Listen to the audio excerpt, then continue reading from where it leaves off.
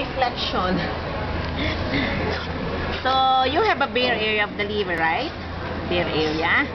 So, this will be your, what layer is this? Parietal.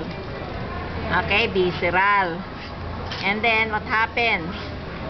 At this area, you will have the, what is this?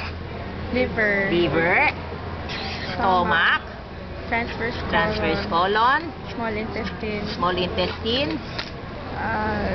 This is sigmoid, more or less. Or large and sigmoid. Okay? Liver. You have a bare area of the liver. So, bare area of the liver is here. So, you put a bare area here.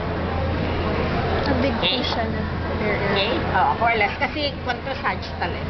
Kaya hindi naman siya napakalaki. Hindi naman siya napakalaki. But there should be a bare area. And then, the liver is covered by peritoneum. Diba? Yes. Okay. On the sides, they have, anong tawag nila? Triangular. Triangular leg. Okay? So, this is your Gibbs, this will be your, what capsule is this? Gleason's capsules. Okay? And then, the liver is connected to the stomach by means of what? Gastroduodenal, or your lesser omentum. That is part of your lesser omentum. Okay? It's double layered, right? Then, what happens to this lesser omentum? It covers now the stomach. Anterior and posteriorly. Okay? And then, what happens? It will be connected to the Transverse colon by means of your greater omentum. Very good. So, okay, di ba ganyan siya? And then, here. Right? So, the same thing here. This can be, so it should be, pangit. Sorry ha. I don't throw that much. It's the essence na lang.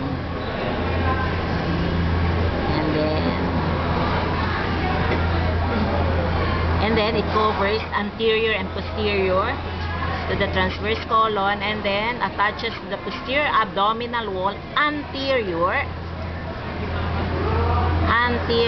to your, you have here pancreas and duodenum. Okay, so this now comprises your greater omentum. So it should be double layered. Huh? Just correct it, huh? And then, so kaya double layered. That's why this one is 4 layer. 1, 2, 3, 4. Is this understood? Now you have a space behind. You have a space behind the stomach. And this will be your lesser omentum. Okay, so this one is like this. The lesser omentum will be up to here. And then at the back, this one is visceral, this one is parietal. Diba?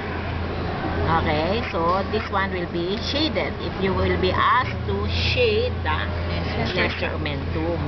So, there should be here a peritoneal fold or attachment or visceral peritoneum. This is a visceral peritoneum in front of your retroperitoneal structures. Okay? Huh? Okay, is this clear? Here. Now, you have the small intestine. What attaches the small intestine to the posterior abdominal wall? Mesentery. We call that mesentery.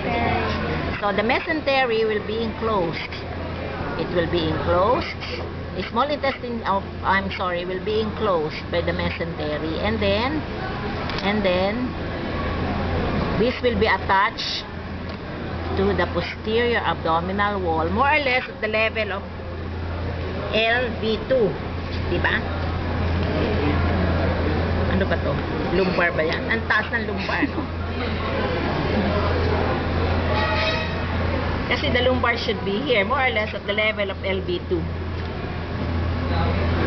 Okay? And this will be at the level of LV2. Okay? Huh? Kasi you have retroperitoneal structure here. Okay? So, will be at the level of the second lumbar vertebra to the right sacroiliac joint. Diba? That is the attachment of your mesentery. And then what happens? Okay? Your sigmoid will be attached to the posterior abdominal wall by means of your sigmoid mesocolon. So, okay. Now, then the peritoneum, please look closer. Peritoneum will cover, this is part of the, this is sigmoid, this part is the rectum, anterior 1/3 of the rectum, and with the uterus, it will go below at the level of the cervix. Okay, this will be your posterior fornix, anterior to the posterior fornix. So it covers 1/3. So if you divide it into 3, 1, 2, 3. Okay, so this will be your rectum. The covering of the rectum will be the upper anterior 1/3 of the rectum. So if you divide it into 3, more or less, it will be like this. Okay. Ano kasi ni parietal peritoneum? Or This is visceral. So from Visceral, it covers organ eh. Diba? So, Visceral pa rin. Visceral, kasi it covers the uterus, posterior part of the uterus, at the level of the cervix, of the external os. Anterior to the posterior fornix. And anterior to the upper 1/3 of the rectum. So what do you call this one? Recto-uterine pouch. And this is your cul-de-sac of Douglas also. Why? Because it is very close to your posterior fornix. How about anteriorly? So the uterus is covered, the body, posterior body, the fundus, and at the level of the internal os, or above the internal os. This is your, if this is the cervix, this is your internal os, it will be at this level, above. And then to the posterior wall of the, posterior wall, or to the upper wall, upper part.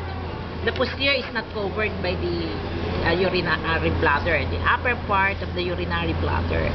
And this is wrong. Why? Because the anterior is not covered, it is closed. So this will be your parietal and this will be your visceral. And what is this now? Your median umbilical ligament, the thickened part here, median umbilical ligament. So this one is wrong.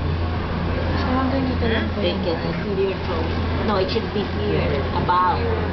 Why? Because this is the apex of the bladder. The apex of the bladder is connected to the median umbilical ligament. And this will be covered by your peritoneum. So this one is not covered by peritoneum. The anterior part of the bladder. So, hanggang dito lang po. Oo. Kasi collapse ang bladder. Okay? Ah? Some books will mention it's the upper 1/3 of the uterus. But most of the books will tell you it is above the internal or at the level of the internal os. Okay? So more or less here. But it should not reach lower. It should not be lower. Huh? It should be here. If I see it of this side, it's okay. Okay? So you will have the greater peritoneal sac here. Okay. So since we are in the GI, they can ask you about the greater omentum. Okay, lesser omentum. This one. This one. Mental burst. And shade the lesser omentum. Did you understand it now? Yes. It's clear. Yes. So you just don't draw. It should be clear. Did you understand it? Huh? You sure?